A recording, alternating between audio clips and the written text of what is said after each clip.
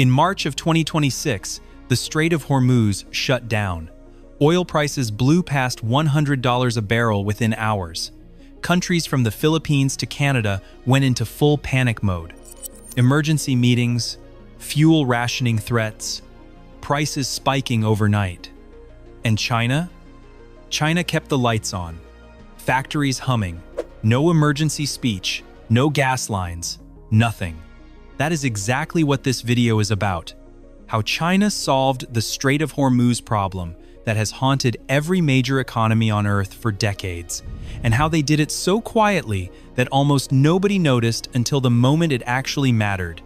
If you want to understand one of the biggest geopolitical chess moves of the last 20 years, you are in the right place. Hit like and subscribe so you do not miss what we cover next, and let's get into it. To truly understand how China pulled this off, we need to go back in time, because this story did not start in 2026. It started over 30 years ago, in a quiet government office on the other side of the world. The wake-up call that started everything. The year is 1991. A group of government officials in Beijing are watching the news. On screen, the United States military is running Operation Desert Storm in the Persian Gulf. Warships, airstrikes, and complete control over the sea lanes. For most people watching, it looked like a war. For those officials in Beijing, it looked like a warning. Here is what they understood that most people missed. The Persian Gulf is where a huge chunk of the world's oil comes from. And to get that oil out, tankers have to squeeze through a narrow stretch of water called the Strait of Hormuz. It is only about 21 miles wide at its narrowest point. That is roughly the length of a marathon. And at the time, the United States Navy had near total control over what passed through it. If you depend on oil from that region, and someone else controls the gate, you do not really control your own economy. Simple as that. That same year, China quietly crossed a massive line. For decades, China had produced more oil than it used. But in 1991, that flipped. China became a net oil importer, meaning it now needed more oil than it could produce at home. And the way things were trending, that gap was only going to grow bigger every single year. So, here was the situation. Over 1 billion people, an economy growing at full speed, hundreds of millions of new workers entering factories and buying cars and using electricity for the first time, and most of the fuel powering all of it had to travel through a narrow waterway controlled by a foreign navy. That is not a comfortable position to be in. That is a vulnerability sitting right at the heart of everything. Then came 2003. The United States invaded Iraq. China watched a major oil-producing country get reshaped by outside military force in a matter of weeks. What had been an abstract concern suddenly felt very real. If it could happen to Iraq, it could happen to any country China depended on for energy. The supply chain China was building its entire future around was sitting on a foundation that someone else controlled. China's leader at the time gave this problem a name. He called it the Malacca Dilemma. Around 80% of China's imported oil had to pass through either the Strait of Hormuz or the Strait of Malacca. Both were tight choke points. Both were watched by foreign navies. One disruption, one conflict, one decision made thousands of miles away by people with completely different interests, and China's economy could be starved of fuel almost overnight. Think about that for a second. You are running the world's most populous country. Your economy is growing faster than any economy in history. Hundreds of millions of people are counting on that growth to lift them out of poverty. And the single most important input to all of it, the energy that keeps everything moving, has to pass through 2 narrow water passages that you do not control and cannot protect. That was the moment a decision was made, not a policy paper, not a 5-year plan, a vow. China would never again let a single stretch of water hold its entire economy hostage. And what they built over the next 2 decades to keep that vow is one of the most patient, carefully constructed strategies in modern history. Here is where it gets interesting, because the first move did not happen in the Middle East at all. It happened somewhere much colder, much more remote, and completely out of reach of any foreign navy. The two escape routes nobody was watching. The first escape route ran north, deep into Siberia. Russia had enormous oil and gas deposits sitting under some of the most remote land on Earth. Vast frozen wilderness, thick forests, ground that stays frozen for most of the year, and underneath all of it, some of the largest untapped energy reserves anywhere on the planet. China needed energy. And here was the key insight that changed everything. You could connect the two entirely over land with a pipeline. No ocean crossing, no strait to pass through, no foreign warship anywhere near it. That pipeline is called the ESPO, the Eastern Siberia Pacific Ocean Pipeline. It stretches thousands of miles from the Russian interior and plugs directly into northeastern China. Oil flows from Russian ground to Chinese refineries without touching a single drop of seawater, not one drop.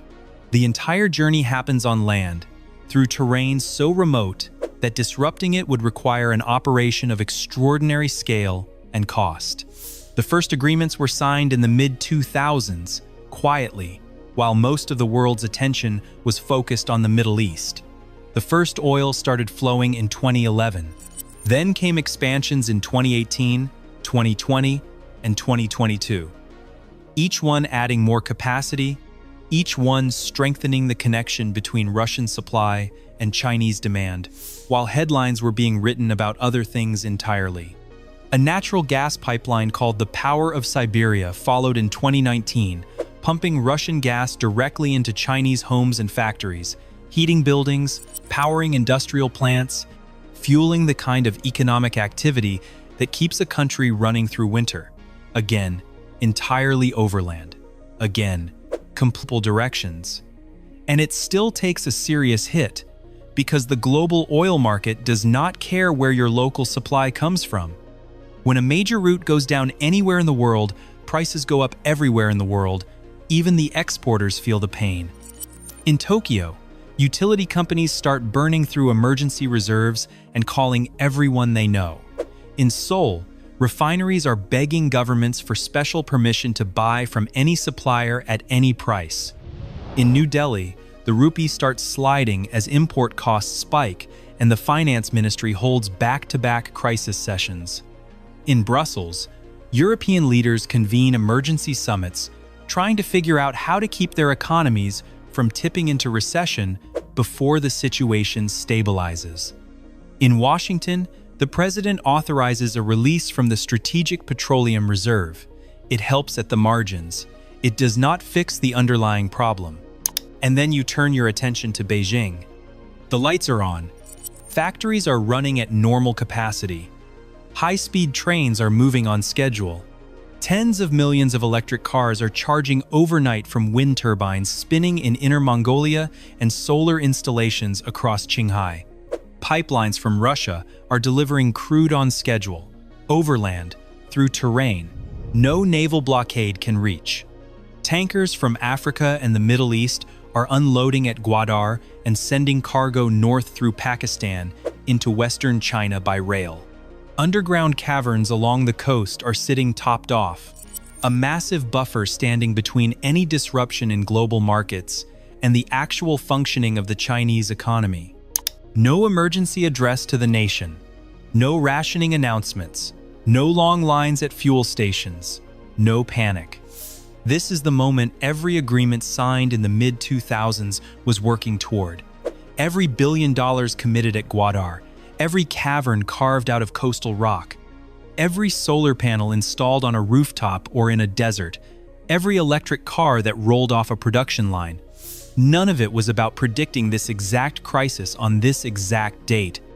It was about understanding, 2 decades earlier, that a crisis like this was always going to come eventually. The only real question was whether China would be ready when it did. They were ready. And here is what should really make you think. None of this was a secret. The pipeline agreements were announced publicly. CPEC was covered in newspapers around the world. The strategic reserve construction was reported on by energy journalists. The renewable energy targets were published for anyone to read. Every major piece of this strategy was visible to anyone paying attention. Most people were not paying attention because it was not dramatic. It was not a conflict or a scandal or a surprise announcement. It was pipelines and caverns and solar panels. It was concrete being poured and steel being welded and press releases being filed. It was infrastructure, and infrastructure does not go viral. The lesson nobody expected. Pull back and look at the full picture, because this story was never really about oil. It is about two completely different ways of thinking about problems. One approach waits for a crisis to arrive and then reacts. Deploy reserves, hold emergency summits, find alternate suppliers under pressure at bad prices. Manage the damage as best you can and hope it does not last too long. The other approach looks at the crisis that is coming 20 years from now and starts building the solution today. Not for the politicians who make the decisions, not for the election cycle happening next year. For the country those decisions will eventually protect, long after the people who made them are out of office. While other governments cycled through 4-year terms, each one debating the same energy security questions on repeat, China was laying pipe in Siberia, carving caverns into coastal rock, building a port at the edge of the Arabian Sea, and installing solar panels at a pace that stunned outside observers every single year. Not for immediate returns. For a payoff